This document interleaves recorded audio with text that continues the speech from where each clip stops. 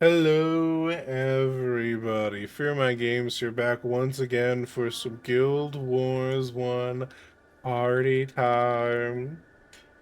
I was originally going to get this video in last night, but I was doing some distro hopping, and I was like, I thought I found my brand new beautiful home, Arch Linux, because everything was going so smoothly. But then I was but then I was like trying to play Guild Wars 1, and I'm like, this is running like shit. I was using wine, and for the life of me, I couldn't install it under any other thing to make it potentially run better. So I was like, well, I guess fuck Arch Linux, at least for now, and then I decided to go from Arch Linux to but I really liked how Arch Linux worked and how it ran and everything like that compared to some of my prior ones. So I went for a gaming focused version of Arch Linux, a fork called Catchy OS. Ran that up like a charm, has a bunch of preset things from Wine when I installed it, and now Guild Wars works like a charm. I love it. I think it runs even better than it did before, which I love. There's only one issue that I have with it is that for some reason OBS and Arch Linux, both versions, doesn't do game capture. You can download a certain thing, but then you have to finagle it, and I'll figure that out some other time. Because I'm building up a new computer with the help of my brother to make a new computer for myself and my wife. Everything's on the way. You can't really see it because I'm blocking it, but the new computer parts actually some of them are sitting behind me, like my case. I think that's the CPU cooler and the CPU are kind of all sitting behind me. I'm very happy to. I spent more than I intended, probably maybe even more than I probably financially should have. But damn, I wanted a computer that could run anything I wanted for the next 10 years, and I think I did that. So if it does do that, then it was all worth it. It's just the short term. I'm like, oh, my wallet. um, I don't know how this is gonna appear on your guys' screen, but with one of the reasons I love the Arch Linux setup is I could actually do HDR on my monitors, which were HDR compatible, but my old distros I was using didn't have HDR. I'm using CatchyOS using the KDE Plasma Wayland version of the desktop with HDR support, and oh my god, it looks everything looks there's so much more color, so more vibrant. And my second monitor, which I'm actually testing my wife's new monitor, which is also HDR monitor but different branding. I like to the point where I actually bought that one instead of going for a cheaper monitor I was planning on getting for myself. And I think my main monitor is going to become my secondary, and this is going to be my main because it's IPS versus VA. Both look very nice, but I think the IPS looks just a little bit better. Um, but I'm so excited. I'm very excited. So this is going to be the last video that I'm recording on this computer. So we'll see how it goes, how it pans out. I'm using screen capture for the first time because game capture's not working. So if you guys see any problems, just let me know. I'm not seeing anything immediate in this current moment when I'm looking at my preview. But if you guys see anything, just let me know because I'm gonna be basically downloading the same operating system. When I go to the next brain, when I go to the next new computer. So which means it's gonna be the same limitations for the OBS. So if you guys see any problems, let me know and I'll try to fix it and see how it goes. Anyways, any hoozle. We're in Vasberg Armory. We have side quests abound as they're going by. You mind me splurging a little bit about my new computer. I have to make sure I sit back like this. I'm not sure you guys probably noticed, but if I lean back, which is my forward, it's my habit. I have a monitor light that I got because if I it might help. I figured I work from home. I might help with my eye strain. It actually just helps with my light on my face slightly. But if I move forward, my face gets blasted by the light because it's angled down to my desk. So I have to, and my monitor is sitting above me.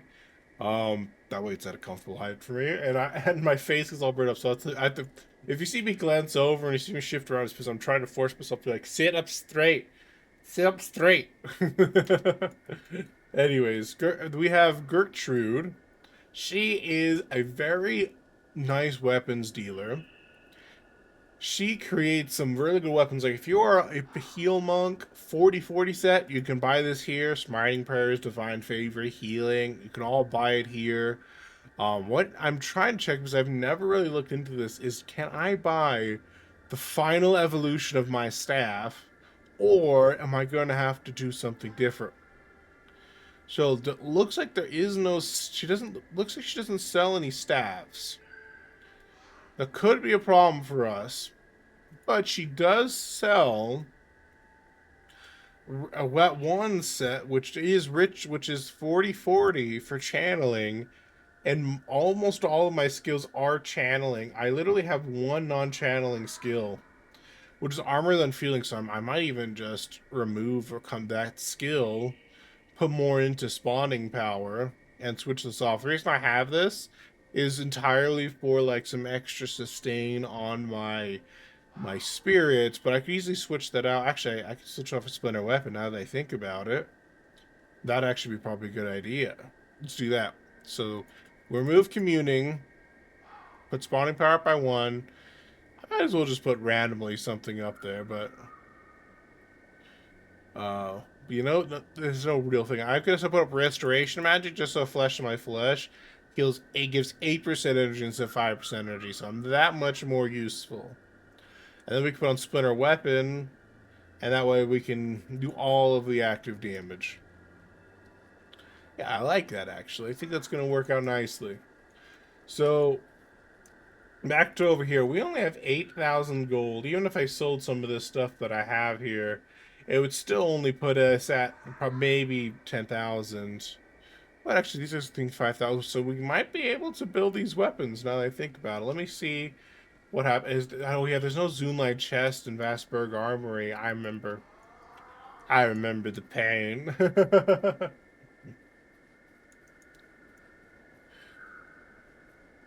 But there's so many side quests. I think we're gonna be occupied for a little bit for that. So there's also, for those of you who are curious who have never been here before, in the armor vendor Gygus, this is where you can get elite Kurzik armor. So if you need it for your Hall of Monuments, or you just want to be that fancy, you can do the elite Kurzik raiment.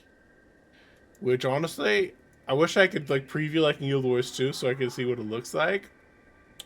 But you know, maybe I'll make myself some elite Kurzik armor set for this guy because I am a steward of the Kurziks. Let's see, is there any other NPCs around here? None over here. I don't know why I was like walking around when I could just glance at the mini map. Don't ask me these serious questions. That's what I do see. There's an NPC way over here. Oh, there's a skill vendor. I had no idea there was a skill vendor here. The more you know. So, considering we're spawning power and channeling almost entirely, um, Anguish was the one. Probably don't want that one. I don't think there's any new skills. I feel like this one, all of these might have been caning, or at least all the ones in channeling were. I don't know about the others. But we don't need that. Shenanigans. Oh, there's randomly more stuff. Oh, there's. Oh my, wait. There is a Zoonlight chest. I thought for years there's no Zoonlight chest in this map. I kept going to the guild hall and map traveling back in the hopes that I would when I wanted to access the armory. But now I found out there is in fact uh there is in fact a vendor here. I don't worry about like the weapons just quite immediately. I'm gonna do some side quests. Maybe we get some gold because I don't want to really withdraw the gold if I don't have to for this character. I mean, it's not really a hard rule I set for myself, like saying I'm not gonna take anything from other characters. Because like you with that Paragon, like the thing I got at the end game, I put into my inventory to save for later. For like for my Paragon eventually. I think I got a spear or a shield, one of the two, and I'm hoping in this campaign to get the other one. Which, if I got the spear the first time, I'm hoping to get the shield, whichever one I didn't get essentially. That way, the Paragon can get those nice weapons to start off, like not to start off with, because when you're level 0, it doesn't really do much. Maybe like we open the consulate docks, and the idea can be that the characters have come over, they can give them to it. That's also the same reason why I haven't used these 3 ritualist tomes. So I'm like, I could use one of these 3 ritualist tomes. I'm just going to show you what it does and get one of my few ritualist elite skills that I know. But that kind of feels a little bit like cheating, you know. So it's kind of like I'm a bit weird in how I am with the idea of using other things from other characters. Some places I'm like, yeah, it's fine, no problem. Like when I got this stuff where I bought on a different character, but brought it out, but I had extra, so I brought it over here. Kind of the same idea. Where it's like, it's not the end of the world. I probably could have had enough money, probably saved up for my mesmer and for my campaign. You could argue that I probably could have bought this anyways, be just fine. The thing's getting bright again. I had to full back my face. But anyways, on the topic of actually playing the game, Count Durheim, one of the two, says, "This is an unprecedented time.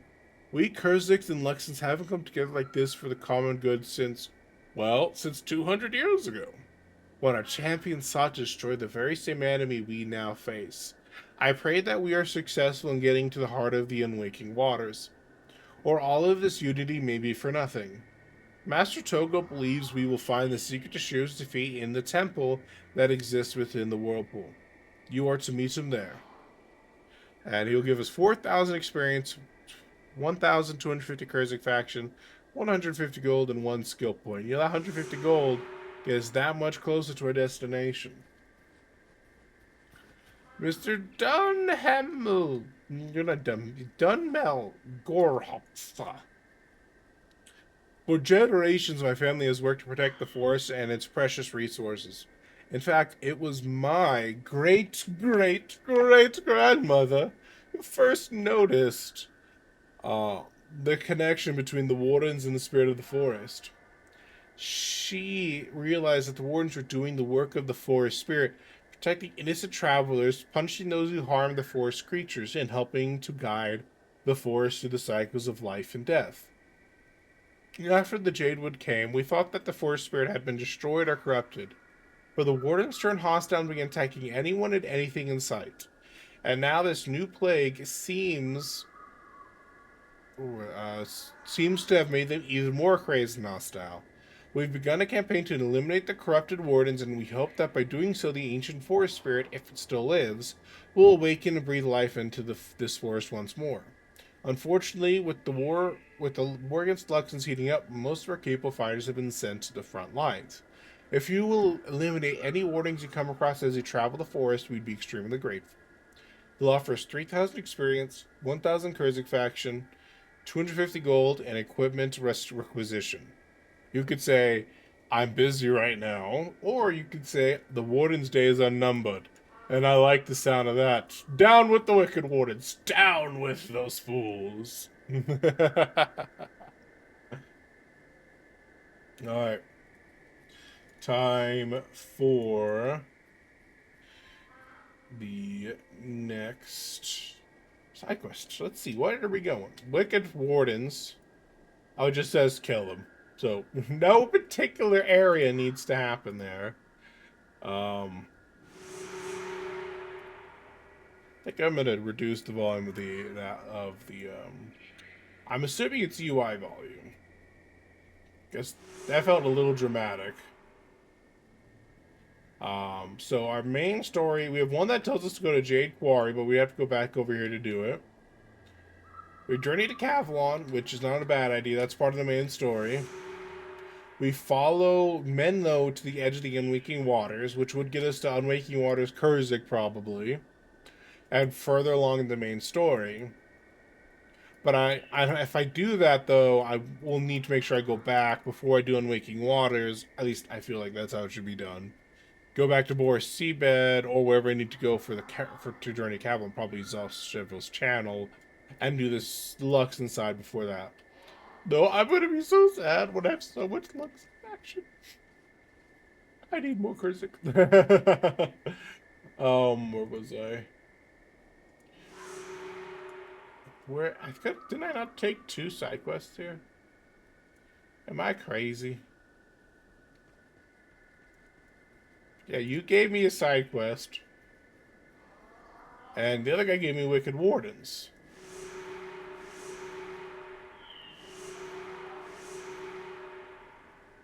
What? Into the Whirlpool. Oh, he gave me the main story! That explains it. That's why. Okay. So that's good to know. Good to know. I guess we'll just do the main story. I should probably recruit a couple of henchmen, though, or else we could have some problems. So, henchies. Henchies, henchies, henchies. Let's get Danica. Let's get Domination Guy. Let's get Devona. Let's get Sin Guy. Let's get Eve. And let's get Aiden the Archer. The Archer. And we will do some, I guess, main story, actually. No side quests here. Our side quests are kill anything inside and we shall be good to go. Hey, look, there's Menlo. Menlo, I'm a cool kid now. I really need to reduce that volume of the UI, though. Brother Menlo says, let's move. Mostroke is likely waiting for us at the Whirlpool even now. Exactly. Aren't you, Mr. Little? We're in charge now. I've been here this whole time, buddy. This whole time.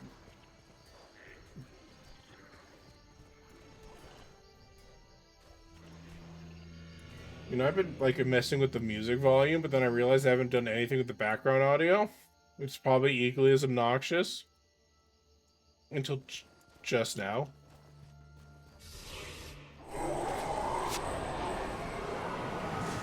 In there. And he introduced the effects volume a little bit, too. I want the dialogue volume to be decently loud. Because I want it to, I want it to be almost like as loud as I am whenever the guys are talking, because I feel like that was a bit of a problem with some of my older videos. I was like, you can hear them, but you'd have to turn up the volume, and I just felt like that was not the best idea. Have to make you guys do that. So here we are. Now, one thing that is nice is that not having to resummon these guys means that they can get the job done. And I can focus on this. I think I'm gonna resummon them though in just a split second. The reason I say that is because excuse me. Yeah, this is exactly what just happened. I'm like, they're probably gonna despawn any moment. And they did. Precasting some of this stuff like Splinter Weapon is definitely never a bad idea. I just had an awkward moment where I just realized I do wonder if hope we get a side quest to explore a little bit here. Because there's a map that if you just follow the main story you never get to, and there's like an event mission there. Which, to be honest, one thing I should eventually do, like maybe at the end of the campaign or something like that, is come back to some of those event missions and try my best to show them off, even though I'm not probably going to do super hot using just heroes and like my own questionable builds. You know, I love the sound of that attack, but it's still slightly too loud.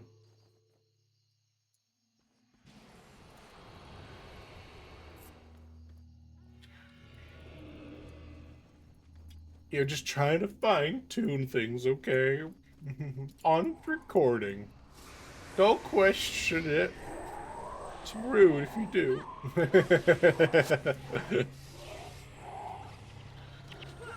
I will not. I do love seeing these damage numbers. I can see why people play Signet of Spirits.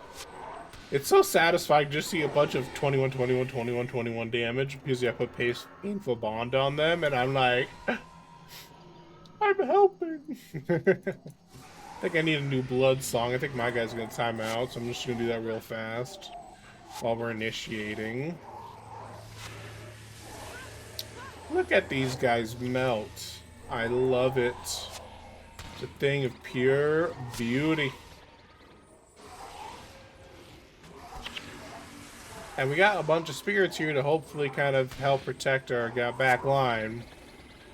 I will have to make sure I am proactive with these guys about making sure that if there's like a ray of judgment that I like summon spirits away as soon as possible.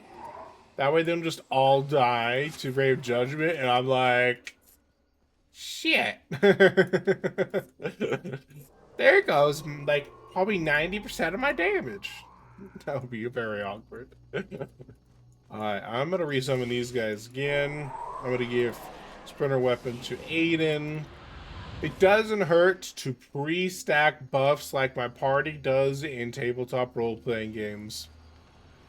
Or it's like, but guys, the enemy's right there. It's like, but we gotta pre-cast our buffs. So I'm like, damn it, it's the smart thing to do. It makes me feel bad.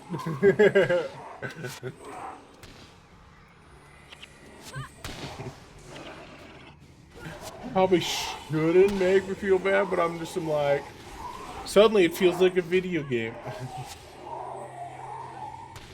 If that makes sense.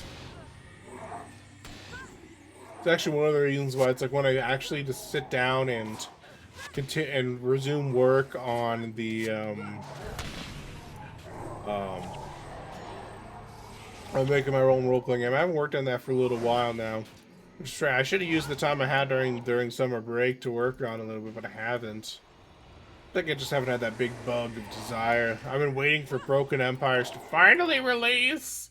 It's probably going to release like when I start the new school semester. I'll be so too busy to learn it. Sadness. But like, I want to see how Broken Empires plays. See if there's anything I can take off of it, because I don't. I played so many games with health, but I'm not the biggest fan of hit points necessarily. I understand why they're there, and as a player, I actually don't mind hit points as much as when I'm a game master, though. Though I do have a problem if it's incrementally increasing in hit points. Like, for example, level 1 you might be at 6, but level 10 you're like 200 health. I'm like, no, because there's the big thing. It's like it's funny is that like this is always the example I used, and I was watching a podcast with Trevor Duvall of Me, Myself, and I, who makes Broken Empires, and he actually used the same exact example I do when I talk about what kind of systems I'm interested in. Or he's like, where he talked about how his party, for me, mine was just an idea in my head, but I never actually had that situation happen. But his actually had happened where it's like, I don't want my party to look at, like a group of bandits has them surrounded, crossbows trained on them, and they're like, so what? They deal a D8 of damage, I have 100 health, I never want that situation in one of my games. But I'm also on the flip side of, I don't necessarily want people losing their limbs willy-nilly, because I still want my players to feel like they're heroes. I still want them to be encouraged to, like, go out, risk their lives, and save the day. It's that really hard balancing act that you kind of have to think about.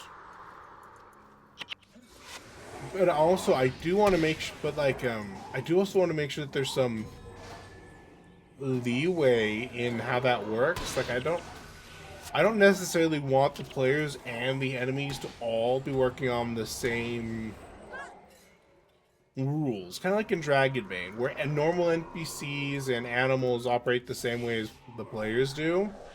But monsters, the big strong monsters that are definitely not human, those guys operate on their own rules. Or like, they have more than one round initiative per round, which I love. I'm definitely taking that because that is such a good way to like have one big monster be a threat, because, you know, D&D 5e, you have 5 enemies, 1 monster. Action economy favors the players. And if you want it to be a threat, each turn has to be able to, like, threaten to kill a player, which is not very fun for the player who gets focused. Like, you, for example, you have an enemy of 3 attacks. You either kind of wet noodle your enemy by, like, being like, okay, I'm not gonna, like, target this guy, but, so he's gonna do, like, 1 attack against each of you guys. Not the most optimal thing for him to do, but it makes it that one player isn't the target of all the attacks and goes down first, you know? And I do love the fact that they... This is what I've missed. Like, I have mixed feelings about it. I do like it in some ways not. Kind of helps, like, the narrative a little bit, where it's like, they always hit. And in some ways, I don't have a problem with that. Because I'm like, okay, they always hit. That means they're always going to be a threat each turn. But the players also have to have a way to negate it, because they can always choose if they haven't taken their turn, or if they have the right... They call it heroic abilities in Dragon Bane, to try and dodge it. You can't parry it unless otherwise specified, which is understandable with giant-ass monsters. But, if you... Yeah, I just realized I'm doing this side quest at the same time doing this main story quest. Thing of Beauty. I kind of want to grab those guys somewhere. They're going to flank me, so I think I'm going to do the long way around over here. And out of all the hit point systems, I actually really do like Dragon Bane. It's only because it's like, there's no health bloat. Player characters rarely get additional health, and they have to actually sacrifice another option to get more health.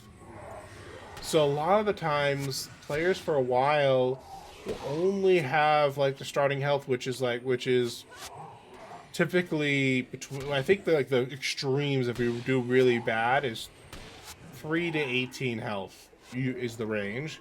But more realistically, unless you have really bad odds, it's more like, I think the average goes up to like 12 to 18, I want to say, because it's 46 default rules drop the lowest.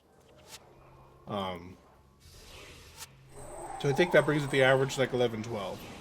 And while you can wear armor, where armor can negate as little as 1 damage or as much as 6 damage incoming, but like a basic attack from your character, like if you have a long spear, which is 2-handed spear, which also has a reach of 1, so it can like go. I'm not sure that's the term they use, but that's the term that appears in my brain. Where are they in range of my spirit? So he's not. A little closer.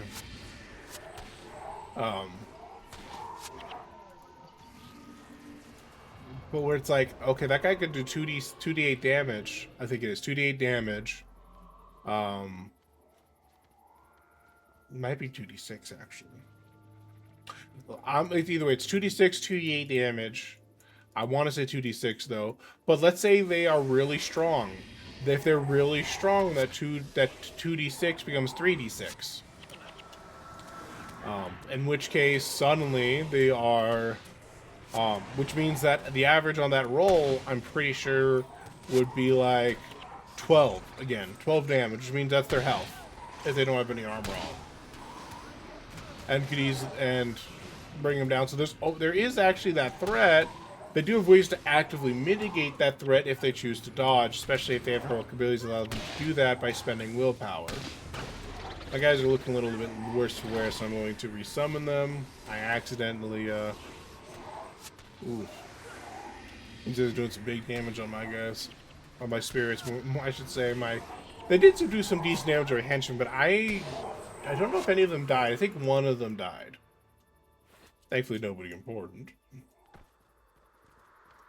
We've got 33 out of the 40 required wardens, so the main story is going to take us in somewhere. I'm going to like hunt more wardens. I think will be my priority here.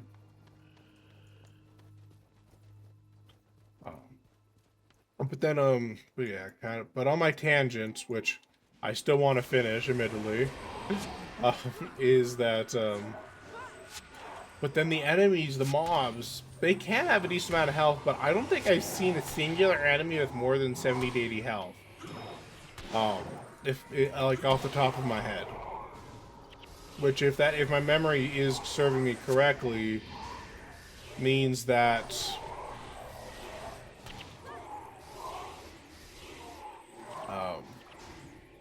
so I'm focused. I like my brain was slightly kind of focused there for a moment, just be like, okay, are we winning? Is he dying? We're doing okay. It's okay. We're doing okay. Um,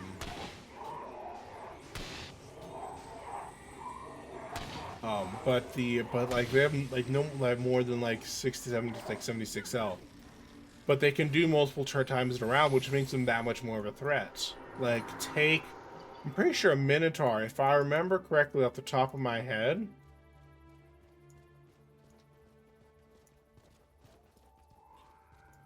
Fuck it, we're going in. How much do we even need? Brother, sorry. Guild Wars 1 thing. Tangent, we'll be back in a moment. I've never seen anything like this. Such awe-inspiring power frozen forever into the Sea of Jade. Should we survive all this madness, I must return again when I can take a moment to truly appreciate this place. Far beneath the whirlpool lies a destination. Koanjun, the Harvest Temple. It once floated on the surface of the ocean, but sunk the day the Jade Wind Pass created the whirlpool in its wake. And then that guy, Acolyte Jorg, says, "Hello, we all thought you were... dot dot dot dot." Benlo says, "Dead? So I've heard. As you can see, I'm still among the living. We seek entrance to the unwaking waters." And I think what happens if I talk to this guy, he'll be like, "Oh yes, you can go into the unwaking waters. You're a cool guy." But before I do that, though, Mother Men, though, I want to kill 7 more wardens so I can tell people that I'm amazing. Okay? Okay, let's go. Anyways, back to what kind of subject here is, I'll take the Minotaur. I actually really like the design of the Minotaur. It's big, burly, but I think it has like 32 to 36 health, somewhere in that range. Stone Kieran. Are your wardens over here? Tell me you have wardens here. No, if there's no wardens right here, I'm just gonna go back inside. Yeah, more Kieran. Screw it, we're going into the unwaking waters. We'll get more wardens some other time. You know that Richless boss, what does he have? Because I'm pretty sure that was a Richless guy. Maybe I should come back out and like capture his elite at some point if he's stuck here. Brilliant idea, I think. But anyways, so he has 32 to 36 health, and can attack twice in a round, and he is actually a genuine threat, but it's also non-possible to take him down. I remember I did a thing where it's 4 basic guards against 1 Minotaur. The guards lost, but while they had the numbers advantage, they were actually in a position where they could really threaten it. But the Minotaur was strong enough damage-wise that it was actually able to kill 2 of them. And by the time it got to the last one, it could use one of its extra turns to just block and then kill it. So it became a real threat if you tried soloing it. But it was kind of like has a pendulum where it's like if you outnumber the Minotaur is still a big threat and can kill you. But if you can still damage it, weaken it, whittle it down, it becomes a real big threat if it has more turns than if it has the equal or more turns than you. Then it truly becomes a big threat. Anyways, this gate leads to the unwaking waters. Not many know of this entrance, and we prefer it to stay that way, so keep it to yourself. What else can I help you with? Says this area is very near the epicenter of the Jade Wind. When Shiro was destroyed 200 years ago, there are few who have the courage to seek the counsel of Kunave, and even few who are granted an audience. Please let me know when you're ready and allow your party to pass. I'm ready. Let's go! Stop asking me 3 times if I'm ready. I think we have a cutscene here.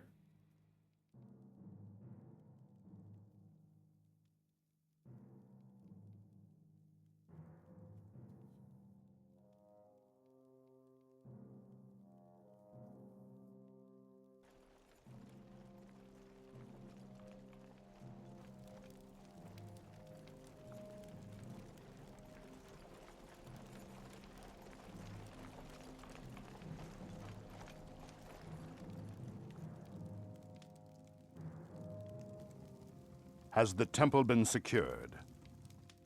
Yes, my Emperor. There is no one inside. Your safety is assured. You will allow my retinue and my bodyguard to pass. They're coming with me.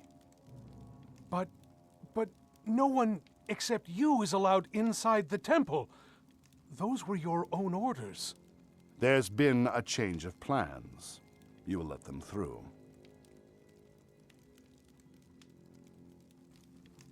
As you wish.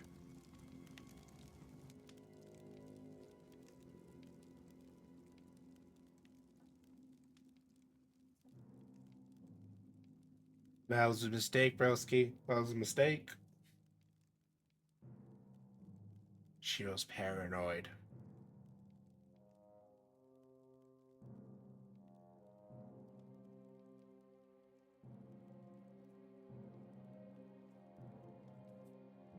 Beware the harvest ceremony.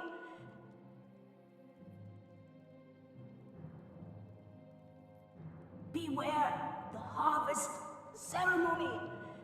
The Emperor. He is going to kill you. There's been a change of plans. But no one except you is allowed There's inside been the a temple. change of plans. But no one except There's you is been a allowed change of inside the plans. temple. The Emperor. He is going to kill you.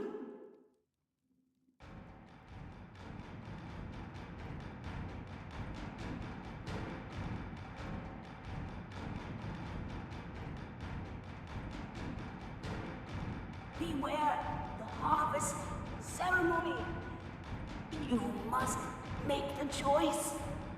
Him or you.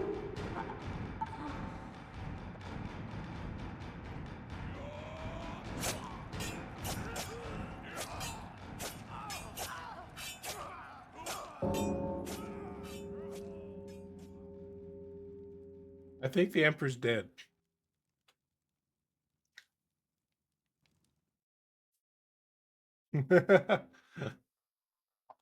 Well, we're in Unwaking Waters.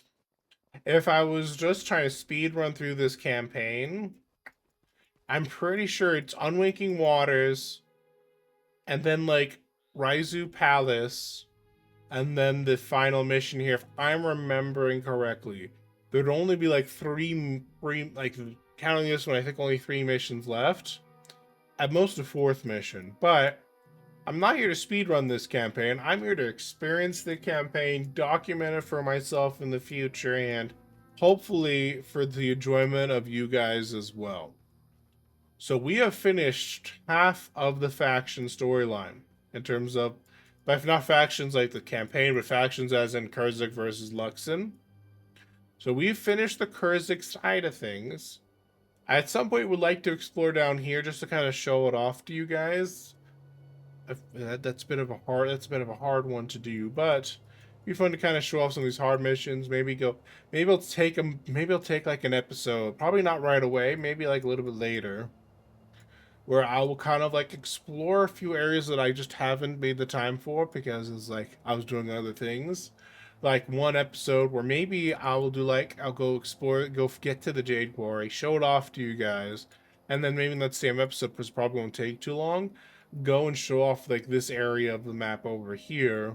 I think we've explored everywhere else around the Kurzik lands, doing our side quests and main story quests and all that. Oh, excuse me.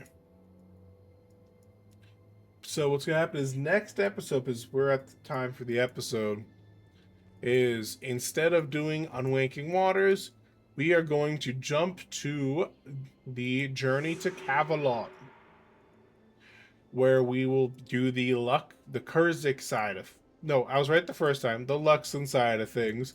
I was about to say Lux, and then I was like, wait, no, Kurzik. Apparently, my own tongue is like, I guess in that case, it's my brain. My own brain is like, no, don't you dare say it. Anyway, so to turn in this main story quest before we finish the episode, we're turning it to Redemptor Izar. He says, "Greetings, I must say. I'm surprised to see you here. Not many come to the unwaking waters. I assume you've come to seek the counsel of Kunave. Well, prepare yourself. You must survive the taint of Shir's corruption. Good luck to you, hero." And then the reward is 4,000 experience, 1250 curse extraction, 150 gold, 1 skill point. Well, I do hope you guys enjoyed this episode. As I said, if you have any feedback about this, just let me know, because this setup is probably going to be almost identical when I do the new computer. The only difference probably is going to be is that I'm gonna be using CPU encoding probably instead of GPU encoding, and I'm gonna try doing a 10-bit rate, which is like HDR levels, and hopefully that'll make the videos look even better. That's what I'm kind of going for. Make use of my HDR monitors to try and give you guys some HDR video. YouTube's probably compress that down anyways, but still, I'm gonna try. Damn it, I'm gonna try. Thank you guys so much for watching. Have a good day, night, evening, wherever you guys may be, and I'll see you guys next time.